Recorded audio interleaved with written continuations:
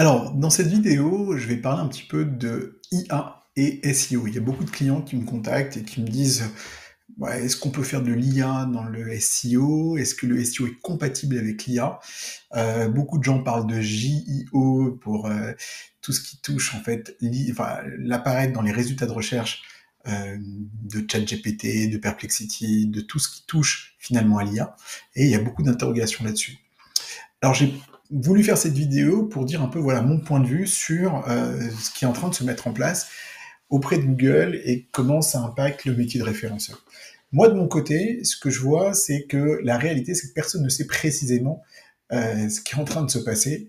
Ce qui est certain, disons ce qui est sûr, c'est que pour l'instant, le volume de requêtes qui est directement impacté par l'IA, le volume de clics que l'IA capte et que Google a perdu, ça reste dérisoire. En fait, 99% la plupart des sites ne sont pas impactés pour l'instant par l'IA.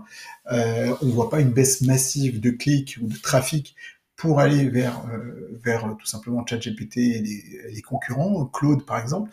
Donc déjà, c'est pas aussi dramatique que ce qu'on pourrait imaginer. Bien sûr, ça va avoir un impact et on commence à voir aussi des petites choses. Alors concrètement, qu'est-ce que je vois actuellement en tant que consultant SEO? Qu'est-ce que j'observe sur mes clients? Quand je parle avec d'autres consultants, qu'est-ce que je remarque? Alors la première chose, mais ça c'est avant l'IA, c'est qu'il y a beaucoup de mouvements sur les SERP de Google. Alors on voit là depuis quelques jours, quelques semaines, de plus en plus d'apparitions IA, on va dire, de Google en fait dans les résultats de recherche. Donc forcément, vous allez parfois sur certains mots-clés, on peut perdre des clics, il y a des sites qui sont impactés évidemment, et souvent ce sont sur des requêtes génériques, donc des requêtes très Wikipédia, des requêtes autour de la définition, donc des requêtes très informationnelles. Quand on fait du SEO comme moi, qui est très orienté growth, qui est très orienté héroïste, en général, ce ne sont pas des requêtes très méchantes, parce que les requêtes informationnelles, ce ne sont pas les requêtes les plus intéressantes, c'est qui ont le plus grand, on va dire le plus grand potentiel business. Le deuxième point, et ça c'est aussi dans les changements des SERP de Google, c'est qu'on voit de plus en plus de vidéos. Alors ça, c'est pour moi, c'est plus important en fait que l'IA, c'est que YouTube est devenu incontournable. C'est-à-dire, tu veux faire du SEO aujourd'hui, tu as intérêt à faire du YouTube.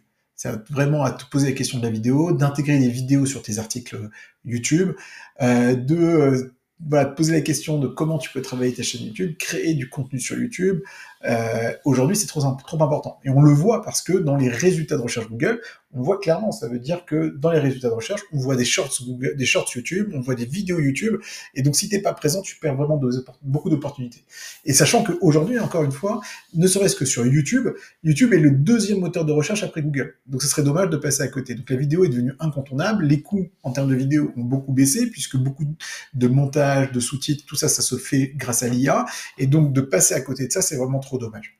Donc ça, pour moi, c'est vraiment le point important, même plus que l'IA, en fait.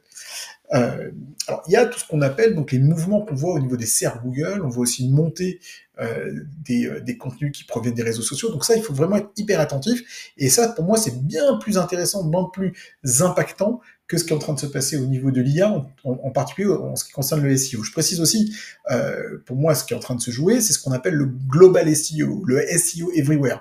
C'est le fait qu'aujourd'hui, Google va mettre plein de formats différents dans les résultats de recherche.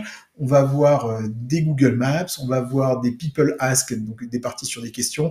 Peut-être il y aura des résultats IA, il y aura des résultats qui vont venir de mentions tiers, de réseaux sociaux, de vidéos, etc. Donc la question du format et la question d'être présent sur une multitude de plateformes va se poser, et c'est ce qu'on est déjà en train de faire. Plusieurs consultants SEO travaillent, on va dire, tous les différents formats pour être présents sur un maximum de résultats de recherche et un maximum de formats. Donc ça, c'est pour moi le premier gros sujet.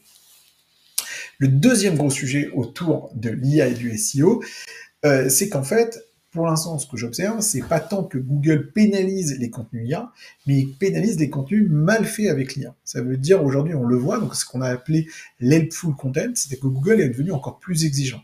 Vu que c'est facile de créer du contenu, vu que c'est facile aujourd'hui même de créer du contenu d'assez bonne qualité, grâce à des outils comme ChatGPT ou Claude, ben Google va être encore plus regardant.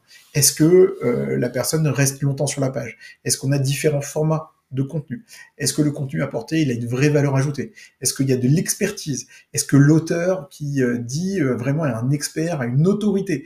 Est-ce qu'on a des éléments de trust? Donc c'est plus seulement ce que tu dis, il faut que tu dises quelque chose de créatif, d'original, d'intéressant, que ce soit bien écrit, souvent sous un format un peu de questions, parce que les requêtes sont en train de devenir de plus en plus des requêtes sous format de questions, et surtout que le contenu soit le plus qualitatif. Ça veut dire quoi qu'un contenu qualitatif? C'est un contenu, alors Google appelle ça helpful content, ça veut dire de pleine valeur, qui t'apporte un maximum d'aide. Et Google peut le savoir, c'est-à-dire s'il se rend compte que tiens, la personne elle reste très peu de temps, les gens restent très peu, la navigation est mauvaise, le temps de chargement est mauvais, bah, forcément ça veut dire ce contenu il va dégager.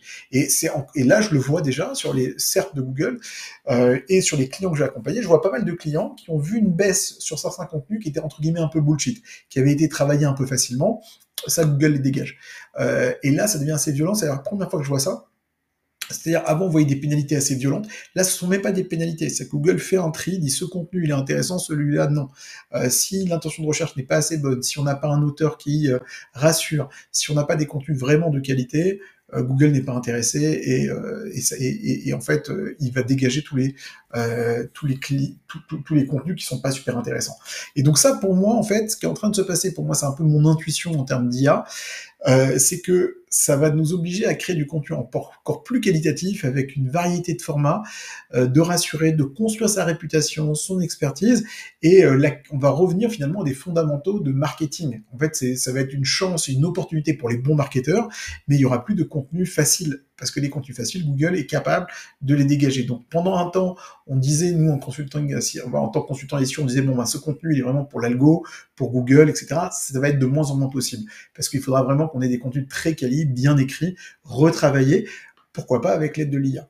Mais pour l'instant, en tout cas, il faudra être attentif pour moi sur ces deux éléments. C'est-à-dire, premièrement, une grosse attention sur les SERP de Google, comment elles évoluent, et une grosse attention également sur la qualité du contenu. Alors, c'est pas récent, c'est pas nouveau, on le sait depuis longtemps, mais là, carrément, Google va être encore plus exigeant sur la qualité des contenus. Et donc ça, c'est vraiment pour moi ce qui est en train de se jouer. Et ça m'amène à mon dernier point, c'est qu'une fois que tu as décidé, tu as dit, ok, j'ai compris, il y a plein de formats à travailler, je dois créer des contenus de super qualité, et ben, tu vas commencer à rentrer dans une logique inbound, c'est-à-dire te dire, ok, mon contenu SEO, ben, il va être distribué sur ma newsletter. Mon contenu SEO, ben, je vais m'en servir pour créer des webinars, pour alimenter ma chaîne YouTube, pour faire des vidéos, pour collecter des emails, je vais faire des lead magnets. Et donc, tu vas commencer à activer plein de choses pour faire en sorte que quand l'internaute arrive sur ton contenu, ben, il soit incité à laisser à son mail, s'inscrire à ton prochain webinar, découvrir d'autres contenus, s'inscrire à ta chaîne YouTube, laisser son mail pour ta newsletter, etc. Et donc, du coup, on aura une logique multimodale, une logique aussi où un contenu, il y aura un vrai enjeu de le distribuer sur une multitude de plateformes. Et ça, c'est une opportunité parce qu'on revient encore à l'essence du marketing avec cette culture vraiment très forte, très resserrée, inbound. Donc, pour résumer, je dirais il y a 3 points. Premier élément, c'est soyez attentifs aux résultats de recherche de Google, comment Google met en évidence les résultats de recherche. Voilà, est-ce qu'il y a des vidéos, est-ce que vous voyez déjà des résultats IA, comment vous pouvez vous adapter à ça. Deuxième point, est-ce que vos contenus sont suffisamment qualitatifs? Je pense que en fait l'IA nous oblige à monter encore plus de niveau, c'est des contenus encore plus qualitatifs et revenir à l'intention de recherche, à pourquoi on crée ce contenu, qu'est-ce qu'on cherche comme action, qu'est-ce qu'on veut démontrer. Et là, Google va demander de l'expertise, de la transparence, du trust. Et le troisième élément, dire, OK, j'ai créé ce contenu, super, il est de qualité, avec des super formats, qu'est-ce que je fais de ça? Est-ce que je vais générer des leads? Est-ce que je vais générer des inscriptions à webinar?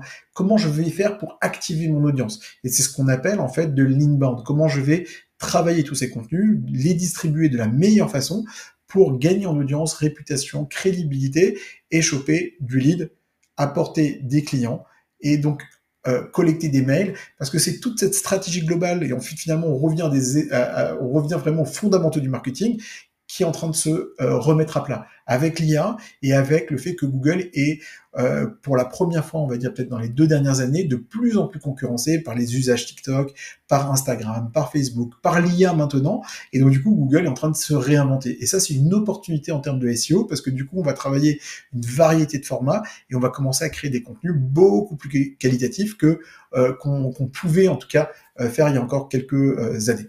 J'espère que cette vidéo vous a plu. C'est un premier format que j'essaye, un format court sur YouTube autour du SEO. N'hésitez pas dans les commentaires à me dire ce que vous en avez pensé. Et très bonne journée à vous.